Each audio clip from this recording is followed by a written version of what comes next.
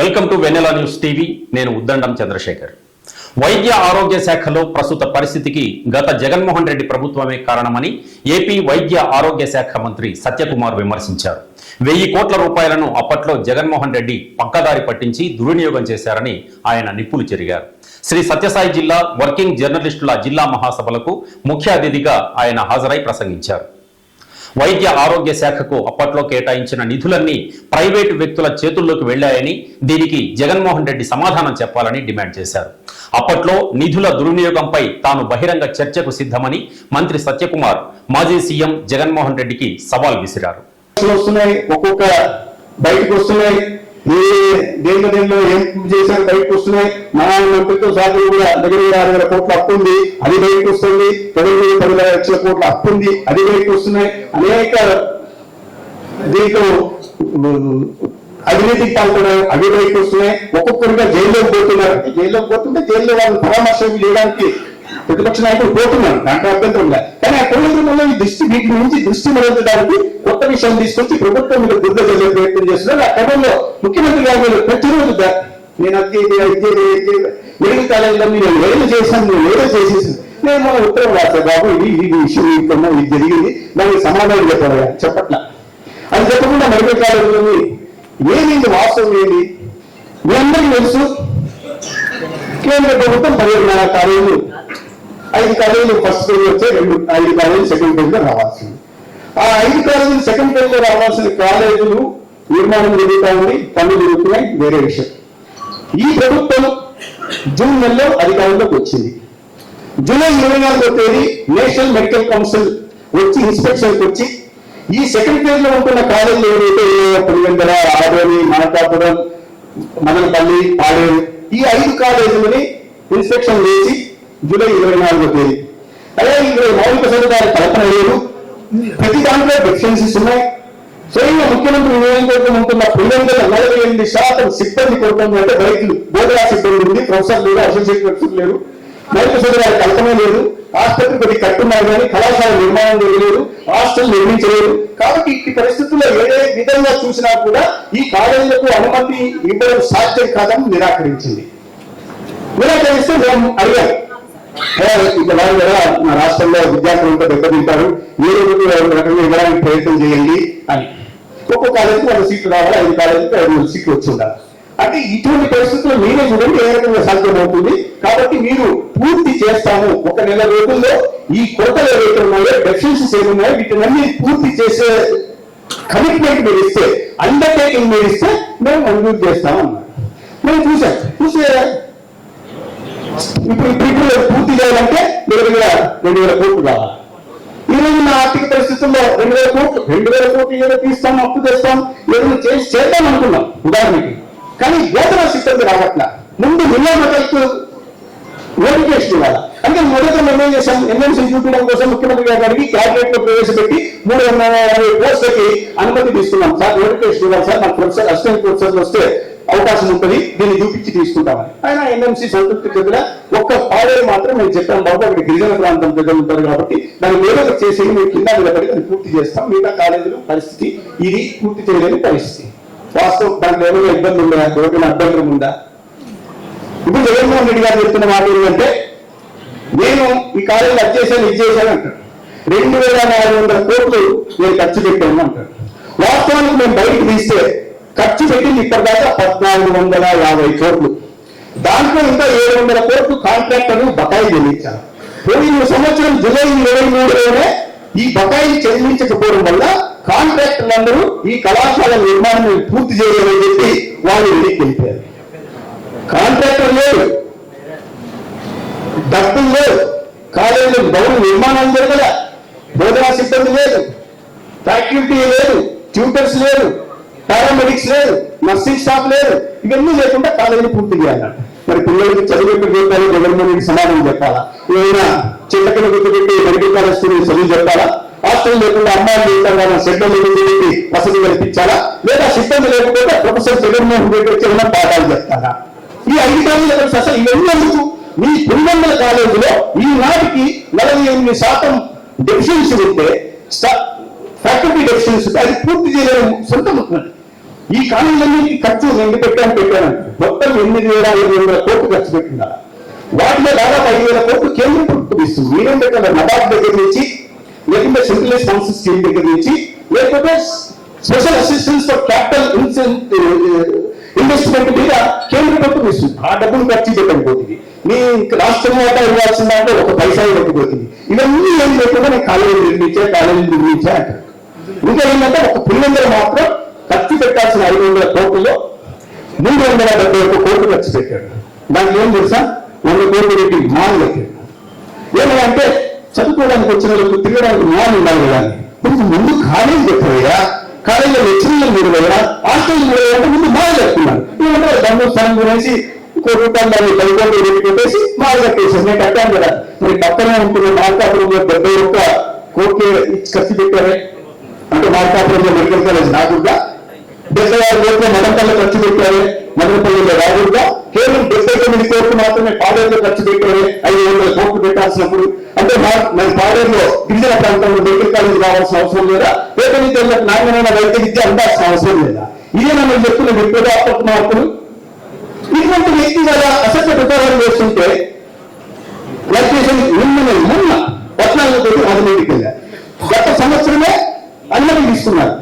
ఏదో తాత్కాలిక రుణం నిర్మించి 1 సంవత్సరానికి. ఇప్పుడు ఎన్ఎంసీ గైడ్ లైన్స్ ఏంటంటే కొత్తగా గైడ్ లైన్స్ ప్రకారం 5 సంవత్సరాలకు కావాల్సిన మౌలిక సదుపాయాల కల్పనని ఇప్పుడే చేసి చూపించారు. 5 సంవత్సరాలు కాదు కదా, 5 సంవత్సరాలకు కావాల్సిన బోధనా సిబ్బందిని కూడా ఇప్పుడే నియమించి చూపించారు. అది ఎన్ఎంసీ గైడ్ లైన్స్. ఆ ఎన్ఎంసీ గైడ్ లైన్స్ పాటించకపోతే గత సంవత్సరం రాజమండ్రి కాలేజ్ నుంచి తాత్కాలిక మిమ్మల్ని పోతే ఫస్ట్ ఇయర్ క్లాస్ రూమ్ ఉన్నాయి, సెకండ్ ఇయర్ క్లాస్ రూమ్. ఇప్పుడు మేము అప్డేషన్ తీసుకుంటున్నాం.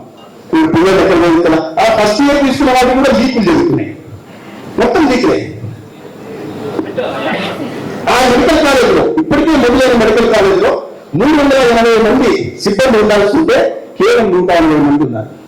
95 మంది సూపర్ స్పెషలిస్ట్ ఉండాల్సి ఉంటే అంటే neurology, nephrology, oncology, radiology super specialist 98 post ఉంటే మీరు ఆశ్చర్యపోతారు. కేవలం 7 మంది మాత్రమే అక్కడ పనిచేస్తున్నారు. మనకి సూపర్ స్పెషలిస్ట్ లేకుండా, ప్రొఫెసర్ లేకుండా, అసోసియేట్ ప్రొఫెసర్ లేకుండా, అసిస్టెంట్ ప్రొఫెసర్ లేకుండా, సీనియర్ రెసిడెంట్స్ లేకుండా, పారామెడిక్స్ లేకుండా, నర్సింగ్ స్టాఫ్ లేకుండా పిల్లలకు బోధన ఎలా చేయాలి, వైద్యం ఎలా చేయాలా, వాళ్ళ బాధ్యతాయుతమైన డాక్టర్గా ఎలా తయారు చేయాలో జగన్మోహన్ రెడ్డి సమాధానం చెప్పాలి.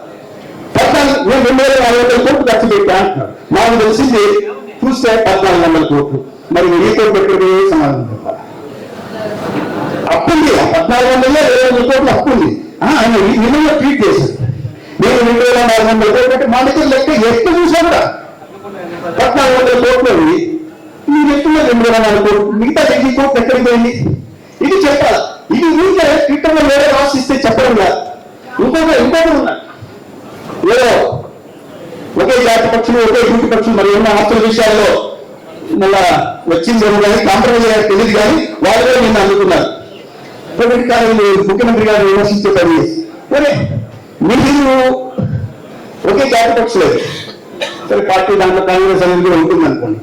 ఈ రకంగా వాళ్ళు అనుకొని మాట్లాడడం మొదలు పెట్టారు. అంటే ప్రణాళికాబద్ధంగా గుర్తు చేసేది మిగతా వాటి నుంచి వైఫల్యాల నుంచి దృష్టి మరించే క్రమంలో ప్రభుత్వం మీద గుడ్డ తల్లి అసత్యాన్ని వండి వార్చి ప్రజల ముందు పెట్టి దాంట్లో కన్ఫ్యూజన్ చేయడం వల్ల నేను అంటున్నారు. ఎందుకంటే మీడియా బాధ్యత ఎందుకు గుర్తు చేసే ప్రయత్నం చేస్తున్నారంటే వాస్తవానికి విద్యార్థులు తెలియకపోతే, విద్యార్థుల తల్లిదండ్రులు తెలియకపోతే వాళ్ళు అదే కన్ఫ్యూజన్ లో నిజంగా ఏమైనా తెలియదేమో అనేది భావన ఉంది. కాబట్టి నేను మీడియా మిత్రులందరినీ, పత్రికా యాజమాన్యాన్ని కూడా ఎక్కువ సందర్భంగా కోరుతున్నది ఏంటంటే ఇటువంటి అవసరాలను ప్రకటించినప్పుడు బాధ్యతంగా ప్రజల ముందు దీన్ని పెట్టాల్సిన, వాస్తవాన్ని పెట్టాల్సిన బాధ్యత ఉందని చెప్పే ప్రయత్నం చేస్తున్నాను. ఈ రకంగా మీరు ఇప్పుడు ప్రైవేటీకరణ గురించి మీకు కడప జిల్లాలో సిమెంట్ కార్పొరేషన్ ఆఫ్ ఇండియా ఉండేది.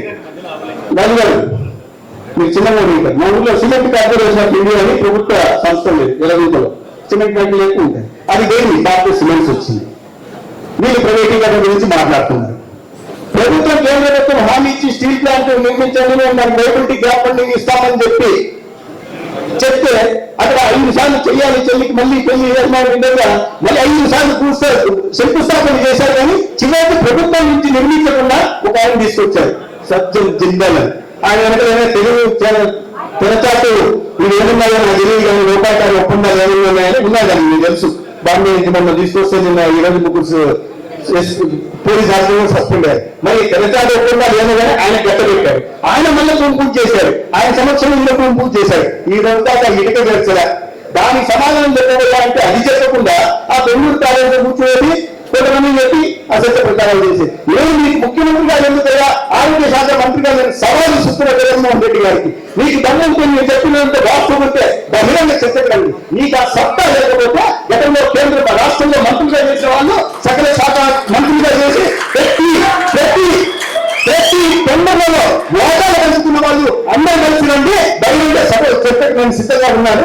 ఒకవేళ నేను దాన్ని నిరూపించకపోతే మీరు చేసిన తప్పులు ప్రజల ముందు పెట్టకపోతే మంత్రిగా నేను రాజీనామా చేస్తా. ప్రజలకి మీరు మీ దగ్గర లేదు రాత్రి రాజీనామా చేయడానికి ముక్కు వేలకు రాసి ప్రజలకు క్షమాపణ చెప్పండి. ఇది మీడియా చెప్పండి. రాష్ట్రాలు పెట్టుకురా ఇటువంటి అబద్ధాలు చిన్న చిన్న అబద్ధాలు అంటే అందరికీ తెలుసు. ప్రజలకి తెలియజేయం లేదు. కానీ ఏ తప్పుంటే ప్రజలు కూడా మర్చిపోతారు. మొబైల్ గుడ్డలిపోటు గుండెపోటు మర్చిపోయారు. కూడి కట్టి మర్చిపోయారు. గుంపురాయి కుట్టు చూస్తుంది మర్చిపోయారు. అందుకని ప్రజలకి మనస్తత్వం ఎటువంటిది, ఈ సంకుచిత మనస్తత్వం ఎటువంటి, ఈ ఎటువంటి మానసిక పరిస్థితుల్లో రెండో మానసిక వీళ్ళు ఎలా ఉంటారు? ఈ అవినీతి నేరస్తులు, వ్యక్తిత్వ హననానికి పాల్పడేవాళ్ళు, నేరాలు ఘోరాలు చేసి సామాజిక ఘోరాలు పాల్పడి దళిత మంది పెళ్లి చేసిన వాళ్ళు హత్య చేసి పెళ్లి చేసిన వాళ్ళు మానసిక పరిస్థితి ఎలా ఉంటుందో మర్చిపోతారు ప్రజలు. అందుకని గుర్తు చేయాల్సిన అవసరం ఉంది. కాబట్టి ఇవాళ మళ్ళీ నేను మీ జర్నలిస్టు సమక్షంలోనే నేను సవాళ్ళు చూస్తున్నా జగన్మోహన్ రెడ్డి గారికి. బహుశా ఆయన ఏమన్నా అనుకుంటుంటే ఆయన రాలేకపోతే ఆయన అంటే మందు మార్గాలను మొత్తం మందు మార్గాలను తీసుకెళ్ళి ఇదే మెడికల్ కాలేజీలో మీద చర్చ ఎక్కడైనా ఏమైనా ఎక్కడైనా నడుస్తుంది.